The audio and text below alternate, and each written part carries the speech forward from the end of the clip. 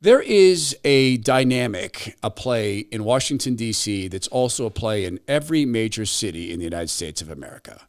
It's a dynamic that speaks to an illness in government, an illness of government, and an illness that is almost completely unique to government. In every other fact of life, there's accountability for actions, equal opposite reactions in terms of scientific rigor, and in fact, accountability for when we do something wrong. It eventually comes back and gets us, eventually. That is not the case in government. Looking back at 9/11, there's a whole series of questions that are on the tip of my mind. How about yours? I remember 9/11 this way. I remember waking up from a long road trip. I'd flown across the country the night before, got home at God knows what hour, and had slept in. I remember waking up and turning on the TV, back when we had TV. As I looked at the TV, they were showing a view of an American city. They were sweeping the American city with cameras. I didn't recognize it. Turned out it was New York City. I remember they were downtown. The cameras were downtown. There was some smoke, and I was thinking, wow, it's a city on a river. What is that, Pittsburgh? And then they swept uptown. I saw the Empire State Building, and I remember I said, dear God, the towers are gone. I had no idea what had gone on until I fumbled around and turned up the sound. And then I saw the same things you saw. I remember calling my wife.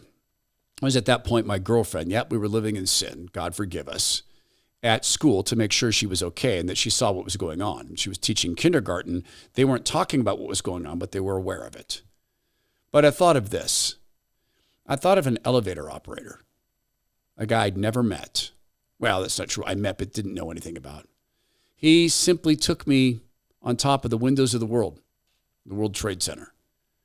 A friend of mine in New York City learned that I had the weekend free. I got actually called to stay over on the weekend in New York to finish up a business negotiation on a Monday. First time I'd ever spent the weekend there. First time I'd ever had unstructured time in New York City. And I asked Rick, what should I do? Should I go see the Statue of Liberty or go up in the World Trade Center? And he said, you know what? I actually suggest you go to the Trade Center. It's a very special view of the entire city. So I did. And there was a guy who was operating the elevator. Never got his name. Simply talked about our kids a little bit. So on that day, I thought about him. Of course, he did nothing to anybody. I wondered if he was there. I could never check. I didn't have his name. So what were your thoughts? As I look back on this, and 9/11, of course, is Wednesday, as I look back on this, I'm beginning to think about some commonalities between governments of all size. It's a sickness in government and a sickness of government. And we'll talk about that in a second. Sicknesses in our life are going to come and go. But the healthier you are, the less likely you are to fall victim to really important or catastrophic illness. A lot of that's exercise. A lot of that is making sure that you drink enough water. And most Americans don't get near to enough water. And supplementing where supplements are helpful. You know, there are a range of supplements I use. Very few, though, on auto ship. Okay, I gave permission to Bioptimizers to auto ship me a series of their products. You've heard me talk about Magnesium Breakthrough. I haven't been cleared until lately to talk about Masszymes. So this is a digestive enzyme mix that Matt and Wade at Bioptimizers spent 243 enzyme experiments before they'd created a product that they would put their name on and that it would fit into the category of breakthrough, a breakthrough product. Masszymes is a breakthrough product. They did a study looking at protein absorption into the body. They used Birch International University at Bosnia. They tested protein absorption. When people used Masszymes, they released a staggering 1,200% more amino acids compared to just the digestive system alone. Amino acids and branched chain aminos are the building blocks of muscles. They sustain muscle. So one of the best ways that you can ensure that you absolutely absorb all the food you eat and to maintain muscle, particularly if you're on any form of restrictive diet, is to get the proper digestive enzymes. Enter Masszymes. So go right now to bioptimizers.com/Todd to get your bottle of Masszymes with 10% off. Don't let poor digestion hold you back from reaching your full potential. Go to bioptimizers.com/Todd to get 10% off Masszymes and start your journey to better health today. Looking back on 9/11, let's look first here at the country. Fox News reports, suspected Tren de Arauga gang members in Aurora, Colorado, were released on a $1,000 bond. The Aurora Police Department decided to release gang members who had seized control of an apartment building on a $1,000 bond. This despite the fact that ICE had requested a detainer for both of these guys because they're in the country illegally. They're part of a violent gang that is seizing properties and, according to many of the people in these apartments, actually charging rent, which is exactly what they would do in the neighborhoods from whence they came. Why would they act differently here? Just because they were allowed to come across the border illegally, they're suddenly going to say, okay, our life of crime is behind us. Now we need to be good citizens. No, they're not. Who will be held accountable for this? No one. A unique disease of and by government is there is no accountability. Sadly, some of this is built into our Constitution, which makes it very, very difficult to sue an elected official for official acts. You know, they're pretending that President Trump's the only one who got such a waiver for what he said about the election. They're pretending that this was giving the president the ability to murder people. Well, people who run cities are aiding and abetting murder and blackmail and extortion and threats of all kinds by how they refuse to bring any accountability to the gangs. They're doing this for politics. They're doing this to bring discord into the cities. They're doing this for electoral college votes. So why did they allow 9/11 to happen? I am not saying it was a government setup. I'm asking why they allowed it to occur. See, we know something about the FBI now. There's no accountability. But we know worse than that. We know that they are the enemies of free speech. We know that they're avowed enemies of conservatism. We know that they're avowed enemies of anyone who questions the power of the state. We know that they're willing to lie to the most powerful court in the country, which is not the Supreme Court. The Supreme Court has to operate in public view. They have to issue their decisions. The Supreme Court hearings can be watched and reported upon. The FISA court is a secret court, uniquely un-American. We know that the FBI lied to the FISA court about President Trump. What else did they lie about? Looking back at 9/11, there's a whole series of people who have very, very important questions. There's a professor named Dr. Leroy Hulsey. He's from Alaska. He's not a political dude. He became very, very curious about World Trade Center 7. He looked at the footage of this and said, wait a minute, how did that happen? How did that collapse? So he's a structural engineer and he teaches forensic engineering. His job is to examine how something fell apart. He has a lab in Alaska where he's allowed to look into this. He's paid to look into this.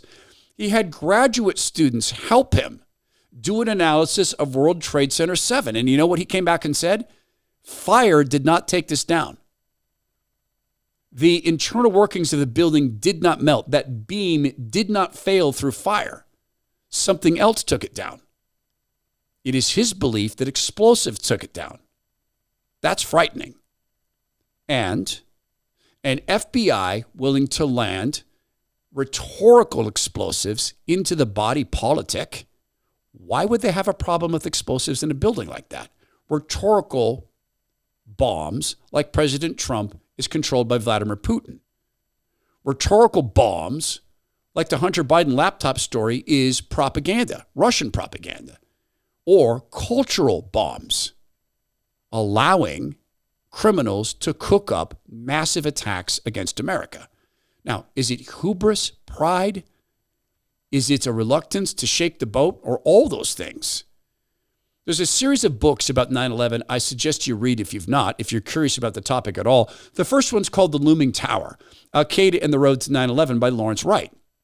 Not a drop of conspiracy theory in this. The predicate or the thesis of the book is that it was massive, massive corruption and arrogance between two federal agencies that allowed this to occur, the FBI and the CIA.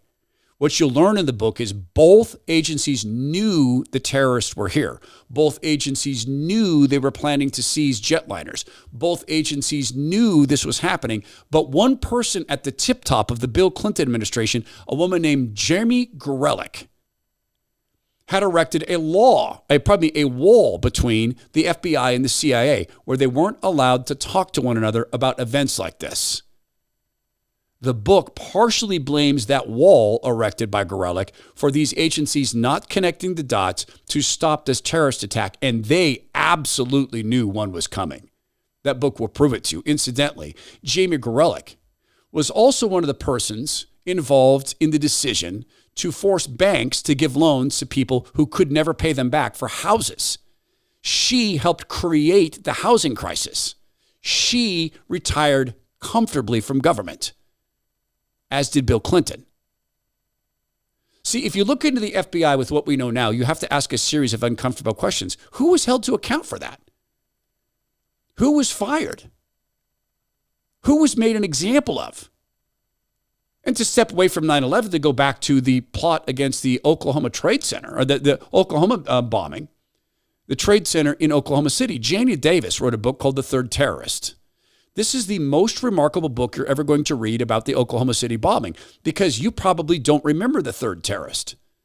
You probably do not remember all of the testimony of people who saw a Middle Eastern man hanging out with Timothy McVeigh, driving with him, renting trucks with him.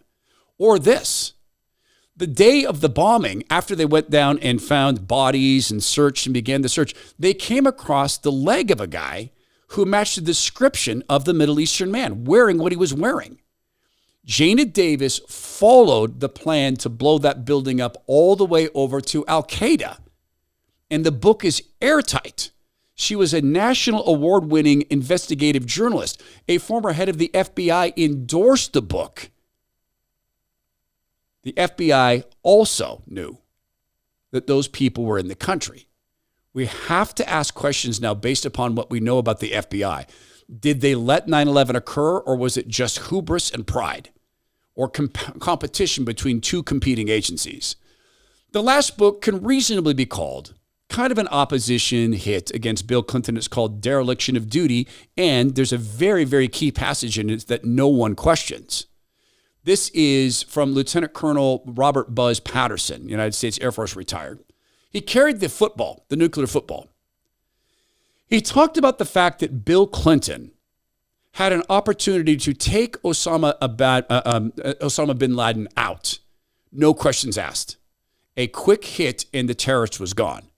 Bill Clinton was on the golf course when he got this opportunity. Bill Clinton said there was no legal controlling authority that would allow him to do this, so he took a pass. His FBI took a pass on talking to the CIA. His CIA took a pass on talking to the FBI, and yet everybody knew the attack was on the way. There's questions we need to ask about 9/11, given what we know about the FBI now. Was it on purpose? Was it to destabilize the country? Was it to draw us into a war, or was it flat incompetence? We have reason to ask about flat incompetence. The Secret Service, right off the heels of President Trump just about getting murdered and Corey Kapatory being murdered, is taking action, swift action. They're sending agents to an LGB so-called TQ summit at Disney, despite all the scrutiny after the assassination attempt. Senator Mike Lee ridiculed the Secret Service, saying she had held a conference called How to Protect Presidential Candidates and Former Presidents, or maybe Don't Leave a Rooftop Unattended, and said the Secret Service holds events like this one. Secret Service is not the FBI, but they're kissing cousins, all the way up into the DOJ. Given what we know now about the FBI, some questions. Why did the 9/11 attacks occur when you knew the terrorists were planning the attacks? Why has no one been held to account? Why is the agency allowed to get away with this by the Senate and the Congress? Is it because the FBI has something on everybody? Because there's been FBI directors who've said, we've got something on everybody.